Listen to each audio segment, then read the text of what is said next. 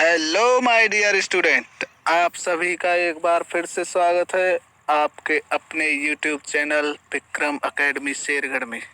आइए आज हम नई सीरीज स्टार्ट करने वाले हैं जो आपकी फिजिक्स जो भौतिक विज्ञान है उसके 100 टॉप मोस्ट 100 क्वेश्चंस की ये सीरीज, जिसमें हम चैप्टर वाइज 50-50 प्रश्न लगाने वाले हैं जो कि मोस्ट इम्पोर्टेंट रहेंगे आपके लिए। अगर आप इनको कर लेते हैं तो आपके बहुविकल्पी प्रश्न कंप्लीट समझो। आइए शुरू करते हैं देर नहीं करते हुए। पहली स्लाइड देखते हैं क्या है प्रश्न। पहला प्रश्न, दाढ़ी बनाने के लिए उपयोग में आने वाला दर्पण होता है। तो मैं आपको ये सब पढ़ा चुका हूँ, आप बताइए कौन सा होगा। अवतल होता है या उत्तल एवं समतल होता है या समतल होता है, बताइए। तो इसमें क्या है ऑप्शन ए, कौन सा होता है, अवतल, ऑप्शन ए। निम्नलिखित में से कौन सा पदार्थ लेंस के लिए प्रयुक्त नहीं किया जा सकता है। लेंस के लिए कौन नहीं प्रयोग किया जा सकता, मिट्टी। आप जानते हैं मिट्टी लेंस के लिए नहीं उपयोग होगी। गला मेरा वैसे ही खराब है, आप समझ रहे होंगे, मैं आपको बताया था। तीसरा प्रश्न, निर्गत किरण तथा अभिलंब के बीच के कोण को क्या कहते हैं। आपको मालूम होगा, उसको कहते हैं निर्गत कोण, आप इसको याद रखेंगे। अगला, किसी ठोस में बाहर की ओर उभरे दो गोलीय पृष्ठ हो तो इसे कहते हैं, क्या कहेंगे इसको, उत्तल लेंस। ये बाहर की ओर उभरा रहता है, उत्तल लेंस, ठीक है। अगला प्रश्न है पांचवा, किसी बिंब का अवतल दर्पण द्वारा बना प्रतिबिंब आभासी, सीधा तथा बिंब से बड़ा पाया गया। वस्तु की स्थिति कहाँ होनी चाहिए इस स्थिति में, दर्पण के ध्रुव तथा मुख्य फोकस के बीच। नेक्स्ट प्रश्न है, सर्च लाइट परावर्तन सतह होता है किसका, अवतल। आगे देखते हैं अगला प्रश्न, निर्वात में प्रकाश की चाल कितनी होती है। मोस्ट इम्पोर्टेंट प्रश्न है। 3 × 10⁸ मीटर पर सेकेंड। आइए अगला देखते हैं, परावर्तन के नियम से निर्धारित होता है, क्या होता है, अपतन कोण बराबर परावर्तन कोण, I × R होता, I = R होता है, आप जानते हैं। हजामत के लिए किस दर्पण का उपयोग होता है, आप जानते हैं, अवतल दर्पण। लेंस में मुख्य फोकस की संख्या कितनी होती है, 2। किस माध्यम से अपवर्तनांक का मान होता है, किसी माध्यम से अपवर्तनांक का मान होता है sin I/sin R, most important. प्रकाश के अपवर्तन के कितने नियम हैं, 2। आगे देखते हैं,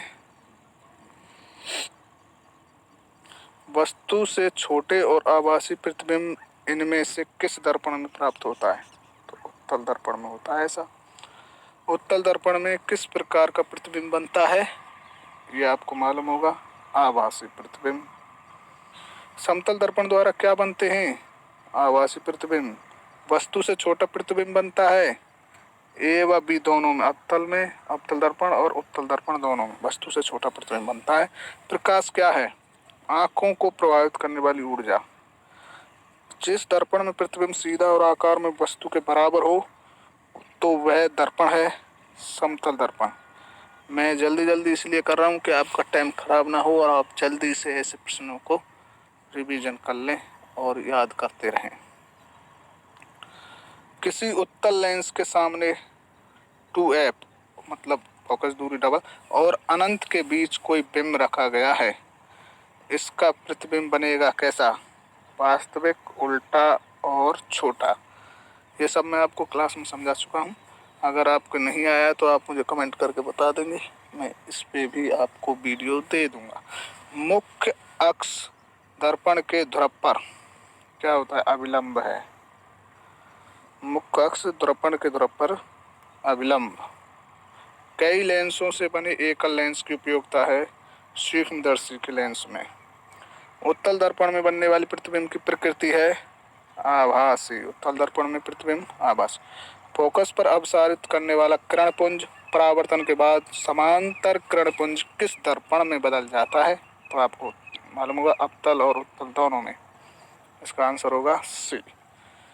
वास्तविक वस्तु का आभासी प्रतिबिंब बनाता है क्या? समतल दर्पण में बनता है वास्तविक वस्तु का। आगे देखेंगे 27वां प्रश्न। तेल लगा कागज होता है पारभाषक।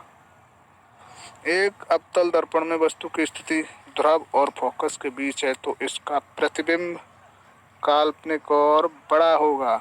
डायोप्टर उस लेंस की क्षमता होती है जिसकी फोकस दूरी 1 मीटर हो। यदि अपतन कोण I और परावर्तन कोण R हो तो मोस्ट इम्पोर्टेंट प्रश्न I इक्वल टू R। किसी फोकस दूरी M के फोकस दूरी के लेंस की क्षमता क्या होगी? A 1/F। ठीक है, ये सूत्र है इसका। आगे देखें लेंस की क्षमता का। 32वां प्रश्न है। हवा में टंगी वस्तु को पानी के अंदर से पानी की सतह के लंबवत देखने पर इस वस्तु का प्रतिबिंब वस्तु से होगी अधिक दूरी पर। F इक्वल टू R/2 सत्य है A एवं C दोनों के लिए, अवतल दर्पण के लिए और उत्तल दर्पण के लिए। किसी बिंब का वास्तविक तथा समान साइज का प्रतिबिंब प्राप्त करने के लिए बिंब को उत्तल दर्पण के सामने रखना होगा। कहाँ पर? 2F1 पर। ये मैं आपको क्लास में समझाया था तो आपको याद होगा। आगे देखते हैं। मोटर गाड़ी का पार्श्व दर्पण होता है जो पीछे की तरफ देखते हैं ना, उसको बगल में जो रहता है उसको क्या होता है? उसमें मोस्ट इम्पोर्टेंट प्रश्न उत्तल दर्पण होता है। सॉरी। हीरा का अपवर्तनांक है 2.42। अल्कोहल का अपवर्तनांक 1.36। याद रखेंगे इसको। आगे एक अवतल दर्पण में ध्रुव और फोकस के बीच रखी वस्तु का प्रतिबिंब बनता है बड़ा और आभासी। द्वय अवतल लेंस को कहा जाता है अपसारी लेंस। सिनेमा के पर्दे पर किस प्रकार का प्रतिबिंब बनता है? वास्तविक प्रतिबिंब। इम्पोर्टेंट प्रश्न है। उत्तल लेंस की क्षमता होती है धनात्मक, आपको मालूम है, और अवतल लेंस की ऋणात्मक भी मैं आपको पिछली वीडियो में बता चुका हूँ। I इक्वल टू R नहीं लागू होता है कहाँ? इनमें से किसी पर, ना समतल दर्पण पे, ना अवतल दर्पण, ना उत्तल दर्पण। आगे देखते हैं। किसी गोलीय दर्पण तथा किसी पतले गोलीय लेंस दोनों की फोकस दूरियां 15 सेंटीमीटर है। दर्पण तथा लेंस संभवतः है दोनों कौन से हैं? अवतल। आगे देखते हैं। एक लेंस की क्षमता कितनी है? -5 डायोप्टर है। इसकी फोकस दूरी आपको मैं पिछली वीडियो में बता चुका हूँ। इस तरह का प्रश्न आप कर लेंगे इसको। इसका आंसर होगा -20। 2D क्षमता वाले लेंस की फोकस दूरी है 50 सेंटीमीटर। 2D क्षमता वाला लेंस फोकस, ये भी मैं आपको पिछली वीडियो में बता चुका हूँ। लेंस की क्षमता का ऐसा मात्रक होता है, क्या होता है? डायोप्टर। Most important. समान फोकस दूरी के उत्तल लेंस और अवतल लेंस सटा कर रखे गए हैं। यह युग्म काम करेगा कहाँ? कांच के आयताकार सिल्ली की सतह पर। उत्तल लेंस द्वारा तब काल्पनिक प्रतिबिंब बनता है जब बिंब रहती है कहाँ पे? फोकस अंतर के अंदर। उत्तल लेंस में जब बिंब फोकस एवं लेंस के बीच रखी जाती है तब प्रतिबिंब कहाँ बनता है?